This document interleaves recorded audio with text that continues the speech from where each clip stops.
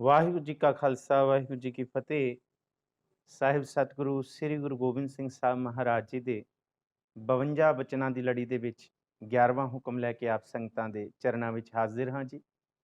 ਸਤਿਗੁਰੂ ਗੁਰੂ ਗੋਬਿੰਦ ਸਿੰਘ ਸਾਹਿਬ ਮਹਾਰਾਜ ਜੀ ਨੇ ਹੁਕਮ ਕੀਤਾ ਹੈ ਕਿ ਹਰ ਕਾਰਜ ਤੋਂ ਪਹਿਲਾਂ ਅਰਦਾਸ ਜ਼ਰੂਰ ਕਰਨੀ ਹੈ। ਅਰਦਾਸ ਸਿੱਖ ਦੀ ਰੋਹ ਰੀਤ ਹੈ। ਅਰਦਾਸ ਸਿੱਖ ਦੀ ਅੰਦਰ ਦੇ ਹਿਰਦੇ ਦੀ ਭਾਵਨਾ ਹੈ, ਜਿਹੜਾ ਉਹ ਪਾਰ ਬ੍ਰਹਮ ਪਰਮੇਸ਼ਵਰ ਵਾਹਿਗੁਰੂ ਅੱਗੇ ਰੱਖਦਾ ਹੈ।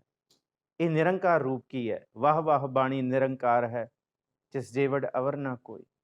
ਸਤਿਗੁਰੂ ਸ੍ਰੀ ਗੁਰੂ ਗੋਬਿੰਦ ਸਿੰਘ ਸਾਹਿਬ ਮਹਾਰਾਜ ਜੀ ਨੇ ਹੁਕਮ ਕੀਤਾ ਕਿ ਅਰਦਾਸ ਹਰ ਕਾਰਜ ਦੀ ਆਰੰਭਤਾ ਤੋਂ ਪਹਿਲਾਂ ਕਰਨੀ ਹੈ। ਅਰਦਾਸ ਕੀ ਹੈ? ਇਹ ਅਰਜ਼ ਦਾਸ਼ਤ ਦਾ ਅਪਰੰਸ਼ ਰੂਪ ਹੈ ਕਿ ਹਿਰਦੇ ਵਿੱਚੋਂ ਨਿਕਲੀ ਹੋਈ ਵੇਦਨ, ਹਿਰਦੇ ਦੀ ਆਵਾਜ਼, ਅੰਦਰ ਦੀ ਆਵਾਜ਼। ਤੇ ਡਾਕਟਰ ਜਸਵੰਤ ਸਿੰਘ ਨੇਕੀ ਲਿਖਦੇ ਨੇ ਕਿ ਜਦ ਕੋਈ ਅੰਦਰ ਦੀ ਵੇਦਨ, ਅੰਦਰ ਦੀ ਚੀਸ, ਅੰਦਰ ਦੀ ਪੀੜ ਨਿਕਲੇ ਤੇ ਉਹ ਲਫ਼ਜ਼ਾਂ ਦੀ ਮੁਹਤਾਜ ਨਹੀਂ ਹੁੰਦੀ, ਉਹ ਖਾਸ ਕਿਸਮ ਦੀ ਮਰਿਆਦਾ ਦੀ ਮੁਹਤਾਜ ਨਹੀਂ ਹੁੰਦੀ। ਜਦ ਉਹ ਨਿਕਲਦੀ ਹੈ ਤੇ ਸੱਤਾਂ ਅਸਮਾਨਾਂ ਨੂੰ ਚੀਰਦੇ ਹੋਏ ਪ੍ਰਭੂ ਦੇ ਘਰ ਤੱਕ ਪਹੁੰਚਦੀ ਹੈ। ਉਹ ਰੱਬ ਉਸ ਅਰਦਾਸ ਨੂੰ, ਉਸ ਆਵਾਜ਼ ਨੂੰ, ਉਸ ਅੰਦਰ ਦੇ ਹਿਰਦੇ ਦੀ ਵੇਦਨ ਨੂੰ ਜ਼ਰੂਰ ਪੂਰਾ ਕਰਦਾ ਹੈ। ਸਿੱਖ ਰੋਹ ਰੀਤ ਦੇ ਵਿੱਚ ਗੁਰੂ ਗੋਬਿੰਦ ਸਿੰਘ ਸਾਹਿਬ ਮਹਾਰਾਜ ਜੀ ਨੇ ਜਿਹੜਾ ਇਹ 11ਵਾਂ ਹੁਕਮ ਦਿੱਤਾ ਅਰਦਾਸ ਦਾ, ਇਹ ਕਿਉਂ ਕਰਨੀ ਹੈ? ਕਿਉਂਕਿ ਅਰਦਾਸ ਹਰ ਕਾਰਜ ਤੋਂ ਪਹਿਲਾਂ ਕਰਨੀ ਹੈ। ਗੁਰੂ ਗ੍ਰੰਥ ਸਾਹਿਬ ਮਹਾਰਾਜ ਜੀ ਦੀ ਬਾਣੀ ਦਾ ਹੁਕਮ ਹੈ, ਜੀ ਕੀ ਬਿਰਥਾ ਹੋਏ ਸੋ ਗੁਰ ਪੈ ਅਰਦਾਸ ਕਰ, ਛੋੜ ਸਿਆਣਪ ਸਗਲ ਮਨ ਤਨ ਅਰਪ ਧਰ। ਕਿ ਸਾਰੀਆਂ ਸਿਆਣਪਾਂ, ਸਾਰੀਆਂ ਚਤਰਾਈਆਂ, ਸਾਰੀਆਂ ਚਲਾਕੀਆਂ ਛੋੜ ਕੇ ਪ੍ਰਭੂ ਅੱਗੇ ਹੀ ਅਰਦਾਸ ਕਰ ਕਿ ਪ੍ਰਭੂ ਤੁਸੀਂ ਕਿਰਪਾ ਕਰਕੇ ਇਸ ਕਾਰਜ ਦੇ ਵਿੱਚ ਅੰਗ ਸੰਗ ਸਹਾਈ ਹੋ। ਅਰਦਾਸ ਦੋ ਕਾਰਜਾਂ ਦੇ ਵਿੱਚ ਬਹੁਤ ਜ਼ਿਆਦਾ ਲਾਹੇਵੰਦ ਹੁੰਦੀ ਹੈ। ਪਹਿਲਾ, ਜਦ ਕਿਸੇ ਨੂੰ ਕੋਈ ਖੁਸ਼ੀ, ਕੋਈ ਮਾਣ, ਕੋਈ ਕਿਸੇ ਚੀਜ਼ ਦੀ ਕਾਮਯਾਬੀ ਮਿਲਦੀ ਹੈ, ਜੇ ਉਹ ਅਰਦਾਸ ਕਰਦਾ ਹੈ ਤੇ ਉਸ ਕਾਮਯਾਬੀ ਦੇ ਵਿੱਚੋਂ ਪੈਦਾ ਹੋਈ ਹੰਗਤਾ, ਪੈਦਾ ਹੋਈ ਹਉਮੈ ਖਤਮ ਹੋ ਜਾਂਦੀ ਹੈ। ਕਿਉਂਕਿ ਕਈ ਵਾਰੀ ਬੰਦਾ ਪਾਈ ਹੋਈ, ਪ੍ਰਾਪਤ ਕੀਤੀ ਹੋਈ ਖੁਸ਼ੀ, ਪ੍ਰਾਪਤ ਕੀਤੀ ਹੋਈ ਕੋਈ ਪਦਵੀ ਨੂੰ ਆਪ ਹਜ਼ਮ ਨਹੀਂ ਕਰ ਸਕਦਾ, ਉਹ ਆਫਰ ਜਾਂਦਾ ਹੈ। ਉਸ ਆਫਰੇ ਹੋਏ ਮਨੁੱਖ ਦੀ ਹਉਮੈ ਨੂੰ ਖਤਮ ਕਰਨ ਵਾਸਤੇ ਸਤਿਗੁਰੂ ਜੀ ਨੇ ਅਰਦਾਸ ਦੀ ਤਾਕਤ ਦਿੱਤੀ ਹੈ ਕਿ ਇਹ ਅਰਦਾਸ ਉਸ ਹਉਮੈ ਨੂੰ ਖਤਮ ਕਰ ਦਿੰਦੀ ਹੈ, ਉਹ ਪ੍ਰਭੂ ਦੇ ਨਾਲ ਨੇੜਤਾ ਰੱਖਦੀ ਹੈ।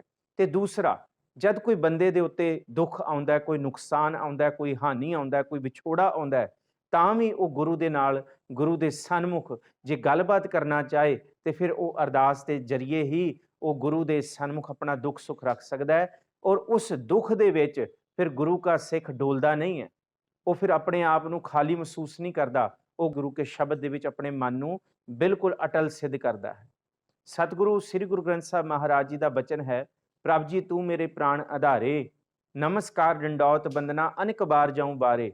ਤੇ ਉੱਥੇ ਜ਼ਿਕਰ ਹੈ, ਊਠਤ ਬੈਠਤ ਸੋਵਤ ਜਾਗਤ ਇਹ ਮਨ ਤੁਝੈ ਚਿਤਾਰੇ, ਸੂਖ ਦੁਖ ਇਸ ਮਨ ਕੀ ਬਿਰਥਾ ਤੁਝ ਹੀ ਆਗੈ ਸਾਰੇ। ਜੇ ਸੁਖ ਹੈ ਤਾਂ ਵੀ ਅਰਦਾਸ, ਜੇ ਦੁੱਖ ਹੈ ਤਾਂ ਵੀ ਅਰਦਾਸ। ਸੁਖ ਦੁਖ ਇਸ ਮਨ ਕੀ ਬਿਰਥਾ ਤੁਝ ਹੀ ਆਗੈ ਸਾਰੇ, ਕਿਉਂਕਿ ਤੂੰ ਮੇਰੀ ਓਟ ਬਲ ਬੁੱਧ ਤਨ ਤੁਮ ਹੀ ਮੇਰੇ ਪਰਵਾਰੇ। ਜੋ ਤੁਮ ਕਰੋ ਸੋਈ ਭਲ ਹਮਰੇ, ਪੇਖ ਨਾਨਕ ਸੁਖ ਚਰਨਾਰੇ। ਕਿਉਂਕਿ ਜੋ ਪ੍ਰਭੂ ਨੇ ਕਰਨਾ ਹੈ ਉਹੀ ਅਟਲ ਸੱਚਾਈ ਹੈ। ਔਰ ਤੀਸਰੀ ਜਿਹੜੀ ਅਵਸਥਾ ਹੈ ਅਰਦਾਸ ਦੀ, ਉਹ ਇਹ ਅਵਸਥਾ ਹੈ ਜਿਸ ਅਵਸਥਾ ਦੇ ਵਿੱਚ ਮਨੁੱਖ ਪਹਿਲਾਂ ਤੇ ਬਹੁਤ ਗੱਲਾਂ ਕਰਦਾ ਕਿ ਮੈਂ ਅਸਮਾਨ ਤੋਂ ਤਾਰੇ ਤੋੜ ਲਿਆ ਸਕਦਾ, ਮੈਂ ਇਹ ਕਰ ਦਾਂਗਾ, ਮੈਂ ਉਹ ਕਰ ਦਾਂਗਾ।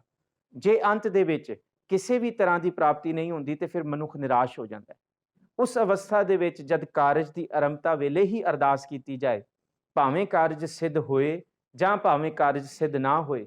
ਜੇ ਕਾਰਜ ਸਿੱਧ ਹੋਏ ਤੇ ਸ਼ੁਕਰਾਨਾ, ਜੇ ਕਾਰਜ ਸਿੱਧ ਨਾ ਹੋਏ ਤੇ ਫਿਰ ਮਨ ਉਸ ਆਫਰੀ ਹੋਈ ਅਵਸਥਾ ਦੇ ਬਾਅਦ ਟੁੱਟਦਾ ਨਹੀਂ ਹੈ।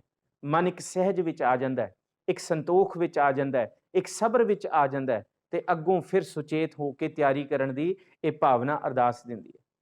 ਚੌਥੀ ਅਵਸਥਾ ਦੇ ਵਿੱਚ ਸਤਿਗੁਰੂ ਜੀ ਨੇ ਅਰਦਾਸ ਮਨ ਨੂੰ ਟਿਕਾ ਦੇਣ ਲਈ, ਮਨ ਨੂੰ ਸ਼ਾਂਤੀ ਦੇਣ ਲਈ, ਮਨ ਨੂੰ ਆਸਰਾ ਦੇਣ ਲਈ ਕਹੀ ਹੈ।